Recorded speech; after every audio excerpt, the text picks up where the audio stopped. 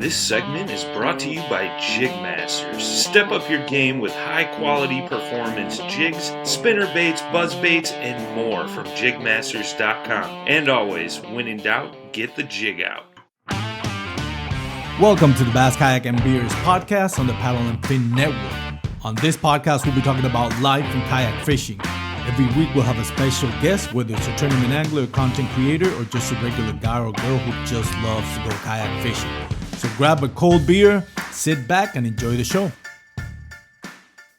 Bass Kayak and Beers is sponsored in part by Douglas Rod. Go to douglasoutdoors.com to check out their full lineup and locate your nearest authorized dealer. Hello, everyone, and welcome once again to the Bass Kayak and Beers segment on the Paddle and Fin Network. We got Steven LaBreck, winner of the KATS tournament in January, the first in 2021. Here in Texas. So, Steven, welcome to the show. How you doing, man? Pretty good. Yourself? Pretty good, man. Thank you, Good. first of all, for taking the time in your evening to come and join us and talk about your big win. First of all, and congratulations as well. How's it feel? Thank you.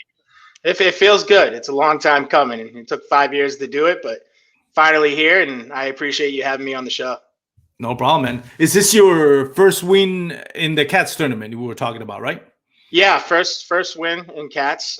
Had a couple of second place finishes and a big bass finish, but that first place was just hanging over me for the last 5 years. So 5 years. Is the KATS tournament the only tournament you're doing, Steven?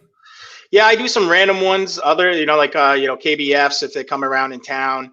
Some of the other local guys we do. Thursday nighters. But KATS is usually my main focus. Yeah, I think it's got to be the biggest tournament here in Texas right now. I think it was, 103 anglers? Yeah, on the first one? Yeah, 105. 105, and that was just the first one, so I'm sure it's going to keep growing. But yeah, KATS tournament is probably the longest running tournament here in Texas and probably the biggest one out here in Texas. I have to assume of the local trails, it has to be the biggest one. I can't see anybody else putting up more than 100 anglers in the tournament, and it was just the first one. I'm sure in a few months it'll be 120. God knows how much. Yeah. So cool, man. So big win for you. Congratulations again. But Steven, before we get into the tournament and how you won and what worked and all the struggles, tell us a little bit about yourself. What do you do for a living and all that good stuff? Yeah, so I'm originally from actually Worcester, Massachusetts. Moved to Texas about 6 years ago. Was a big fisherman back home. Did a lot of ocean fishing for Martha's Vineyard. Did some freshwater stuff. But when I moved to Texas, I was really looking into this kayak tournament scene because it was blowing up back home in Massachusetts, but not as fast as Texas already had it. So when I was moving here, I was pretty excited to get my first kayak and start competing in KATS. A little bit more about myself right now. For what I do for a living is I work for wasteplace.com, online marketplace for trash and recycling where you can get multiple bids, including a software where you can manage your trash and recycling. So that's what I do for work every day, so I could go fishing, make money to be able to buy the baits and the launch fees. So yeah, definitely. Do you live close to Austin, Texas, or Central Texas, where the KATS tournaments usually run? Yeah, so I actually just moved to San Marcos, Texas. Just built a house there last year here, so pretty close to all the events. Before that, I was living in downtown Austin. Nice. Austin is a nice place. Yeah, definitely. Awesome. And San Marcos too, definitely. Yeah, it's a little quieter, which I like. I had my fun in Austin, and San Marcos is pretty quiet, so it's nice. So you were mentioning you're from Massachusetts. New Patriots fan? Yes. So last night was very happy, but at the same time, I was pretty upset with the Patriots organization at that point. Yeah, I could imagine. It's got to be a bittersweet moment. I mean, it's favorite player, I'm assuming. Oh yeah, greatest of all time. I tell you, how much money I've spent on jerseys with Tom Brady. It's incredible. And when he left, I pretty much was like, what am I going to do with all this stuff?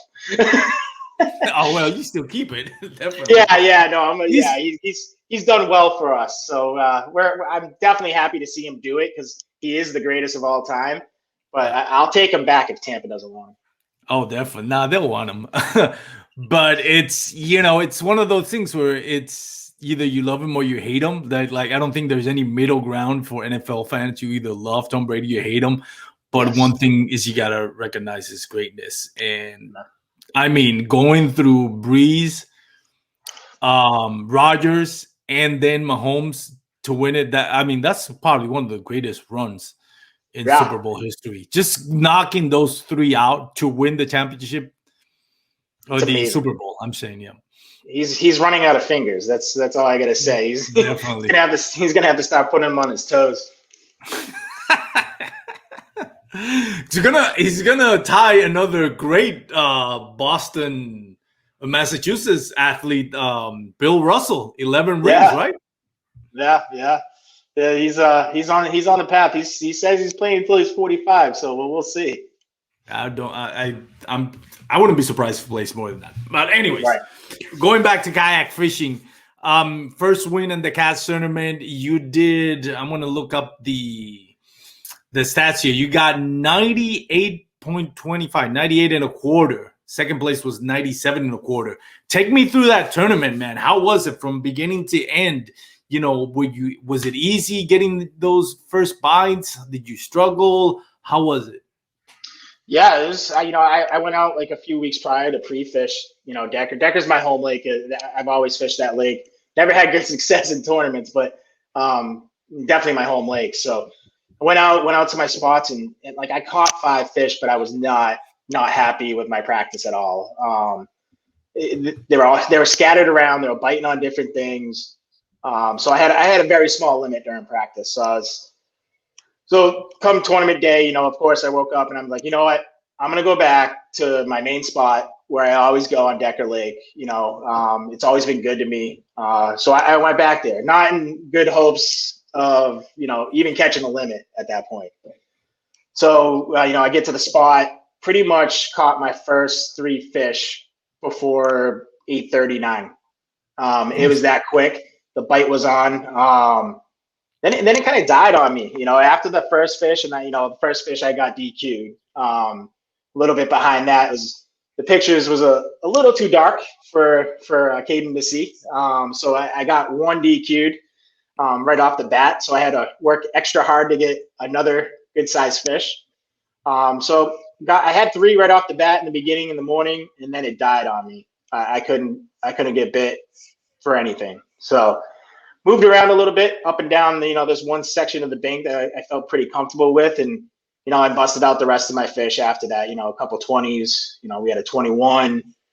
And then I caught, I think it was a 20 and a half. And I got a 1-inch deduction because the mouth was open a little bit.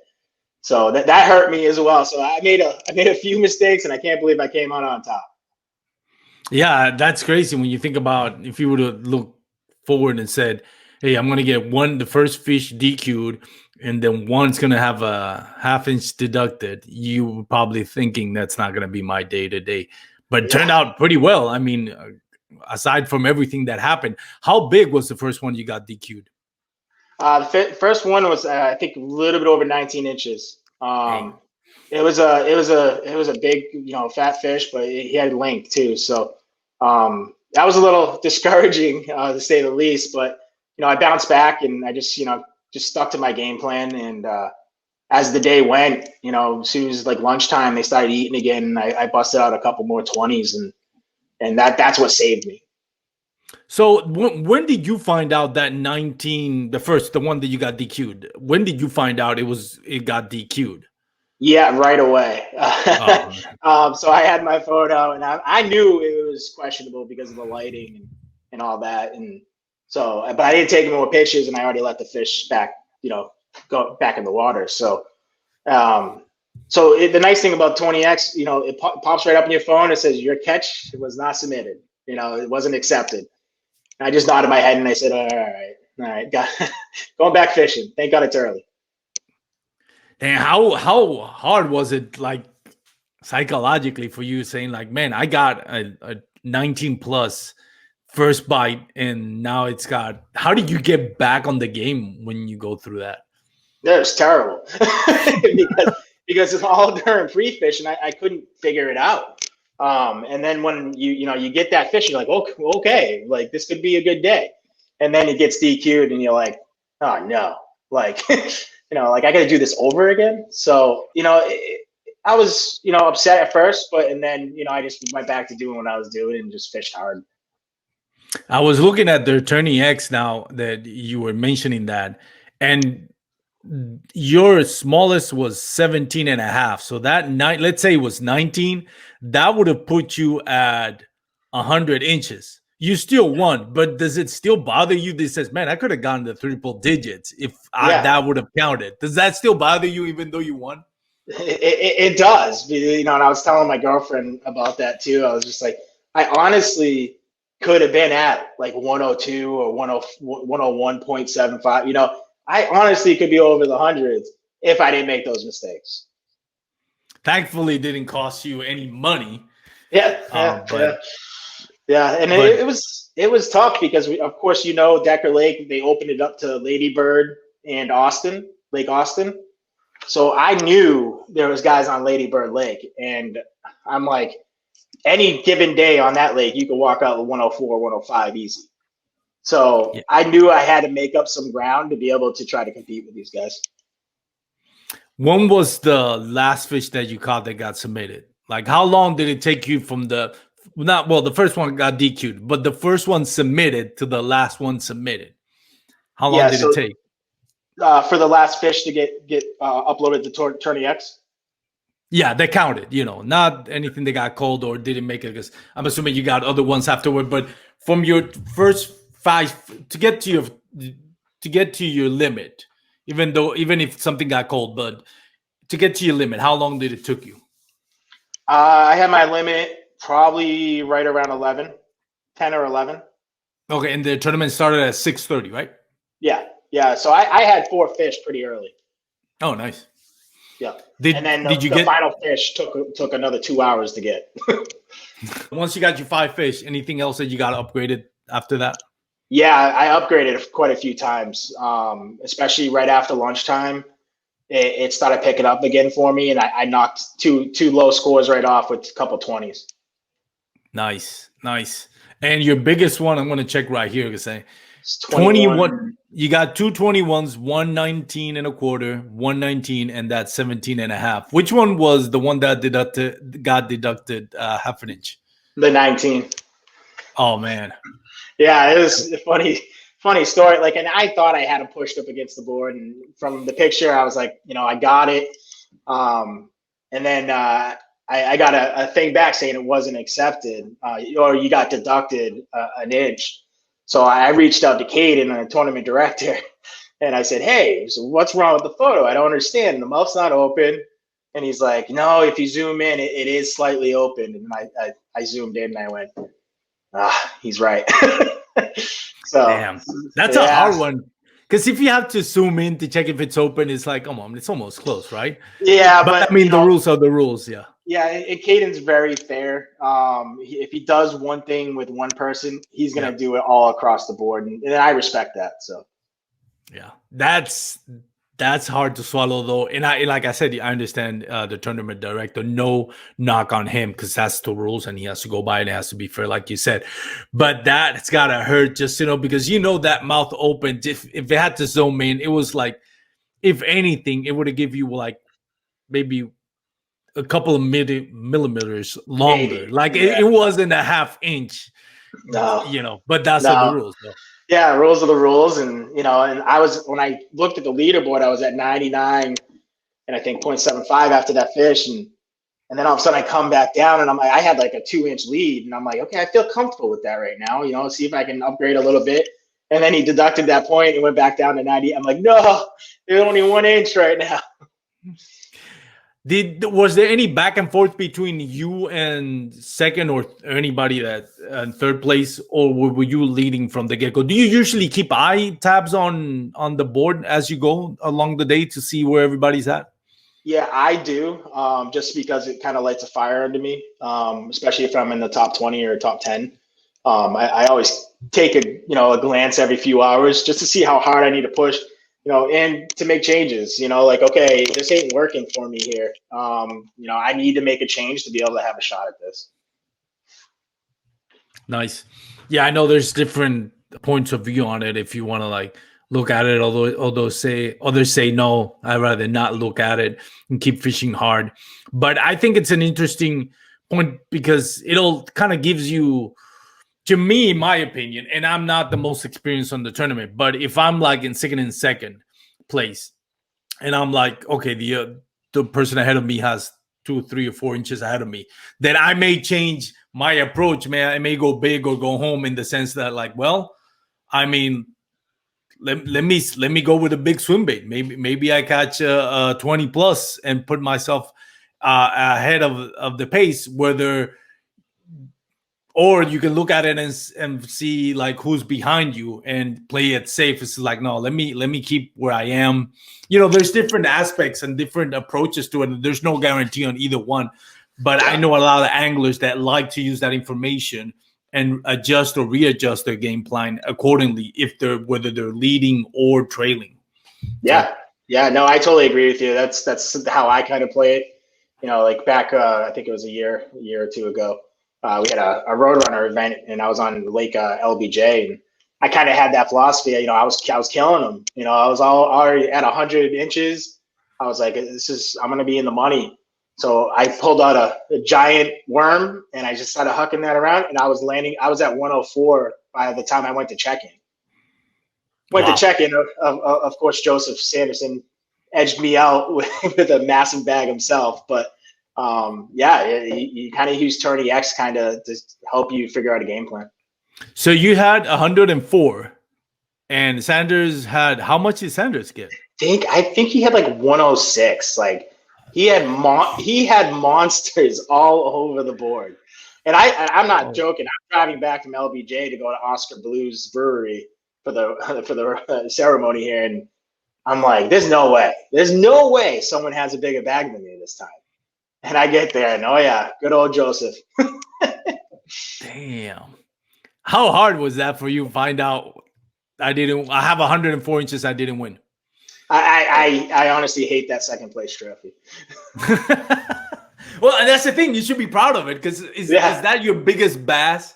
I mean, your biggest bag ever? Yes, by far. Yep. And it only it was probably the best day of fishing I've had while I've been here in Texas. Wow. Before I get into more details about the tournament, since you brought that up, let me ask you. I mean, I guess it's obvious the difference, but I mean, let's entertain the conversation. What's the biggest difference for you other than the weather? Fishing Massachusetts from fishing Texas, as far as your approach and your baits and your, how you fish it. What's the biggest difference, do you think? Yeah, well, definitely fish size, totally different. A 5-pounder back home is a monster. We do have some big fish, but 5 pounds is a decent fish. And then pretty much the people fishing, people here in Texas, they take fishing seriously. Oh yeah. They love it. And especially in the KATS tournament or any tournament I've been to, there's always been guys that they're just sticks and they take it very seriously. My first year on KATS, I got smoked. Like I barely finished in the top 30, like the entire season. Just Texas, they take pride in their fishing and they're very competitive. They are. And when you look at, for example, I was talking to JR. I have to ask him how to pronounce his last name. JR Maccabee? Huh. But anyways, he finished 9th and he had like 91 inches. And I'm like, how does it feel? I mean, you get 91 inches and you barely made the top 10. To me, that's crazy. Yeah, Yeah, I mean, it is. It's, sometimes like you think you're having a great day, and you got to remember too with Tourney X, sometimes these guys upload their fish late in the day. So all of a sudden you're like, I'm in third, I'm doing well, and then all of a sudden you have a Ryan Herzog come up and then post a huge number, and now you're down to 10th. And it's like, how did that happen so fast? Yeah, no, there's no thing as a sure win here in Texas. Even the KATS, not the KATS tournament, I'm sorry, TKC, Texas Kayak Championship. I mean, they went, what was it? Forgot the names. Molly and Derek Taylor. Yes, that was amazing. I wanted to fish. I wanted to fish that tournament. I couldn't, but I was watching the leaderboard all day, and I'm like, I know, right? I was watching it. I hardly ever kind of like get caught up in watching the tournaments, on Tourney X. But I was like, let me see. It's the TKC, it's the first one, and I was just impressed just from the get-go. It's like those guys were just duking it out. It felt like, I don't know, Evander Holyfield, Mike Tyson, it was just like trading blows, just going. At one point you're like, okay, Molly has this. I mean, he's up to 100 and something, and all of a sudden, I keep forgetting the name. Taylor, yeah, Taylor. Thank you, Taylor. Just leapfrogging goes. It went. I think Taylor ended up with what 106. No, 104 and some change, I believe, unless the last time I checked it. Yeah.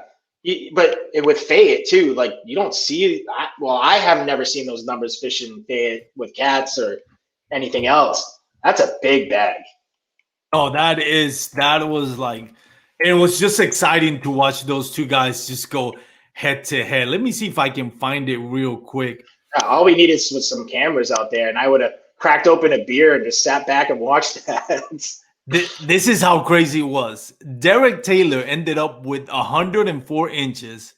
Brandon Malley ended up with 103 and a half. That's a battle. That is a battle. That is. And if you watched it throughout the day, they were neck and neck. Like throughout the whole time. You would see Derek Taylor all of a sudden bump up the first with a huge catch, and then all of a sudden he caught another one, and I'm just like, this is nice. No, it was crazy. It was good to watch, and congratulations to Chris Morales and everybody involved. I forgot the name of the other gentlemen involved in it, so I apologize. But 100%. I mean, that's their first tournament, and you couldn't ask for a better opening day than that. No, that was just amazing. And it's big money, it's a higher pay-in, so you walking away with some bigger checks, and the guys running it, they're great guys, so it should kick off pretty well. Yeah, a lot of experience as tournament directors and also competitors. So, yes. But anyways, let's talk about your big win. How did what worked for you? What were you targeting as far as points or geographically? What were you targeting? And if you want to talk about what baits you were using, I know a lot of anglers kind of want to keep little things to themselves about that, so I want to respect that. But tell us, as far as you want. What areas were you targeting, and what baits were you using that worked? Yeah, so it was different in pre-fishing. Like I said, it wasn't the same on tournament day as it was pre-fishing. So I went to a strip where there was a lot of deep water, and it came up to good 5-6 feet, and then it dropped right off to 20-30 feet of water. A big long strip that I'm used to fishing, and the fish weren't all in the same spot. Like sometimes I can catch them in that specific area and catch a limit, but they were scattered. I had to work my way up and down the bank to try to find those fish. Pretty much, I used one technique the whole day. Didn't work in practice, but it worked tournament day. Plain and simple, it was a Texas rig with a weight. That's it. I did catch him on a spinnerbait in practice. I caught him on a couple creature baits over by the dam. But like I said, not good numbers. But that certain Texas rig that I used, it was lights out after that. Nice. What size weight were you using? I think it was only like a quarter ounce. Quarter ounce. So you were basically pretty much at about 5 feet depth were you catching them or deeper? I was about 10 to 15. Okay, 10 to 15. Yeah, 10 to 15. I wasn't getting bit up by the reeds at all. So I kind of moved out past the grass line that I saw and just worked up all the way down that bank. It was probably, a few miles long, and I just kept searching.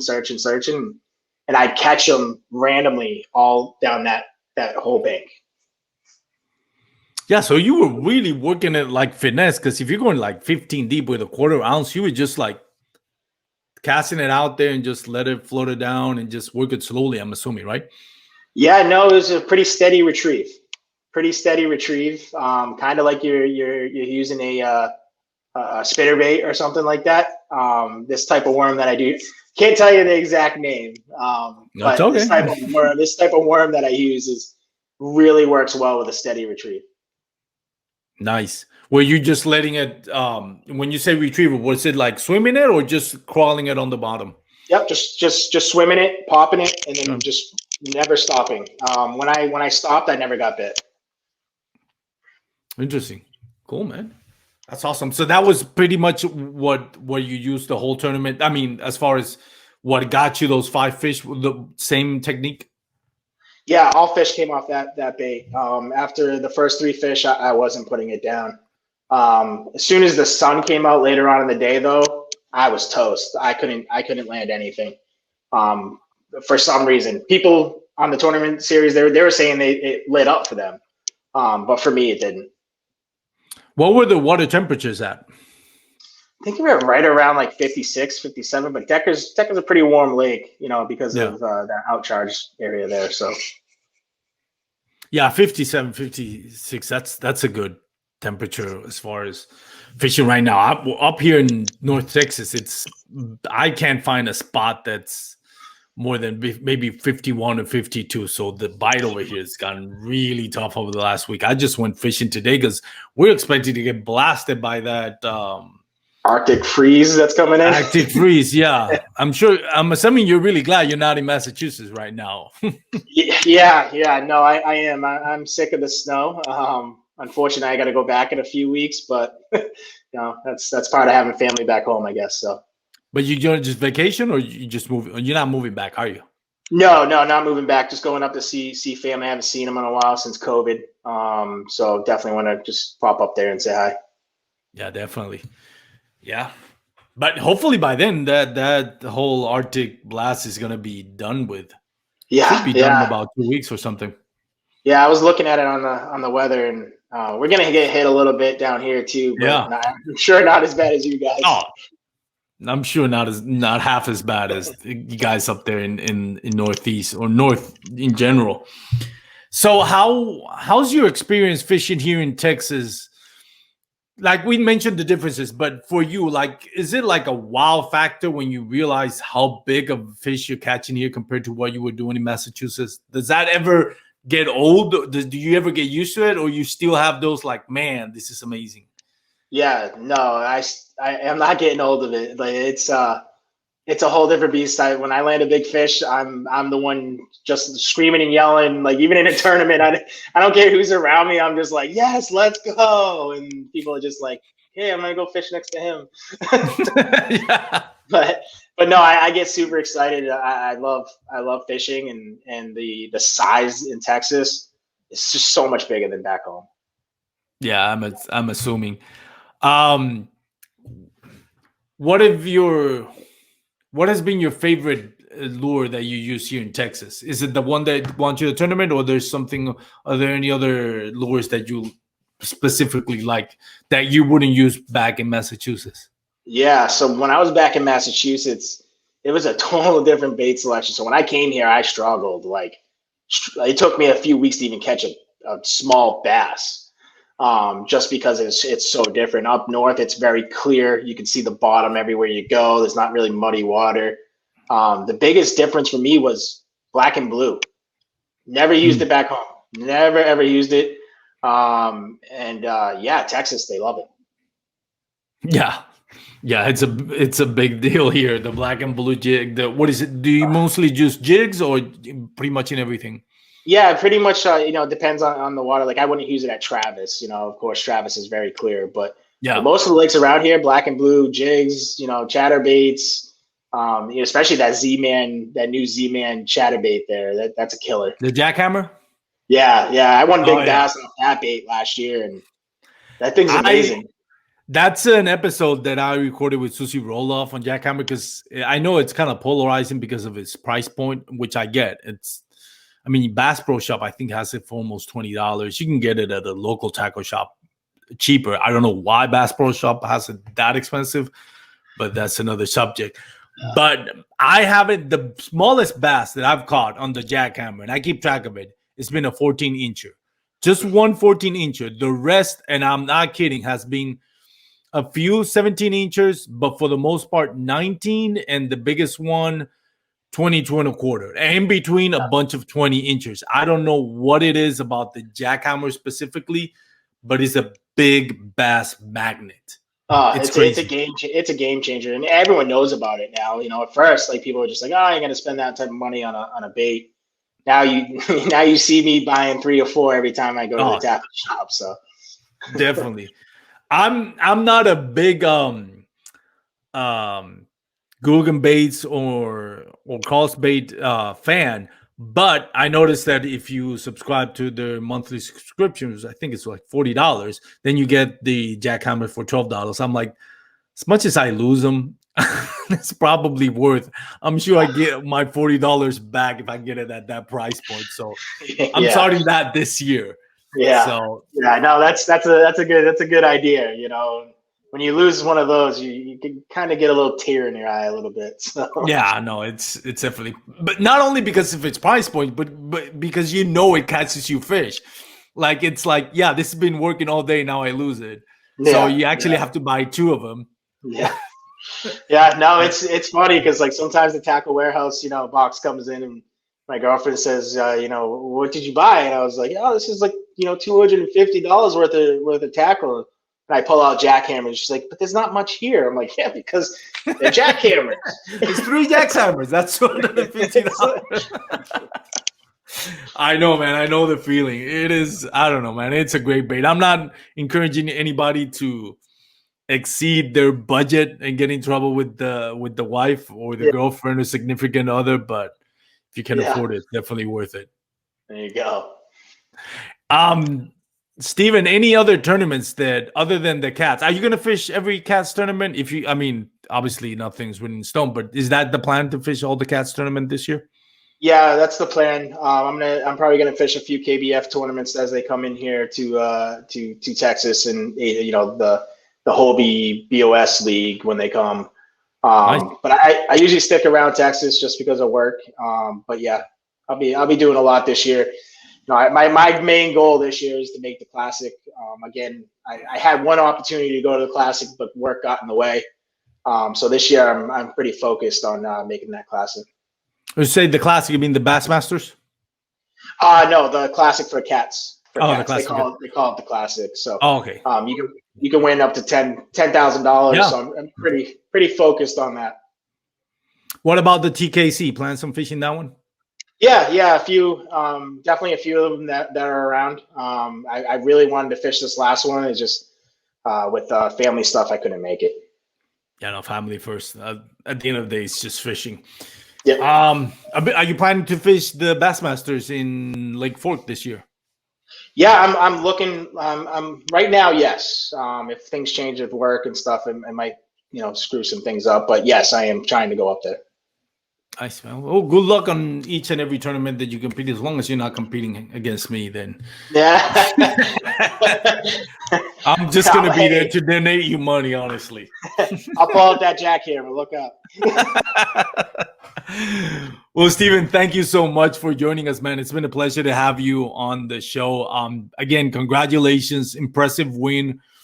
Looking forward to seeing you on the tournaments, whether we meet up at a tournament or just watching you on Tourney X, man. Looking at what you're doing and wishing you the best, rooting for you all the way. Yeah, no, I appreciate it, and thank you for having me on. I just wanted to say too, big shout out to Caden, the tournament director for KATS. Amazing guy. He's gonna change KATS this year for the better. And then of course our 2 big sponsors for for KATS, Yeti, and Fat Tire beer for New Belgium. So appreciate all the support from those guys to keep KATS going. Anybody else you want to thank? Family members? Any sponsors? Do you have any sponsors yourself? I don't have any sponsors. Of course, our company does help me out a lot. Wasteplace.com. And then, of course, you got to thank the girlfriend, because if I don't spend $250 on jackhammers, then we're in big trouble. So, no, again, thank you for having me on, and hopefully one of these days we can meet up and do some fishing. Yeah, definitely, man. It's been an honor again to have you on, man, and we'll keep in touch. Sounds good. Take care, guys. Thanks for tuning in to another killer episode on Paddle and Fin. Don't forget to go check out our website at paddle_and_fin.com. Don't forget to check out the YouTube channel at Paddle and Fin. If you got a question, comment, want to hear from a future guest on a future episode, feel free to email us at paddle_and_fin@gmail.com. Don't forget to follow us on social media at Paddle and Fin on Facebook and Instagram. Shout out to our show supporters, Angler. The Angler button and app just makes for a better time on the water and creates a virtual logbook for every fishing outing out on the water. Shout out to Rocktown Adventures, located in Northern Illinois, for all your kayaking, camping, and hiking needs. Shout out to Jig Masters Jigs. When in doubt, get the jig out. Go to jigmasters.com.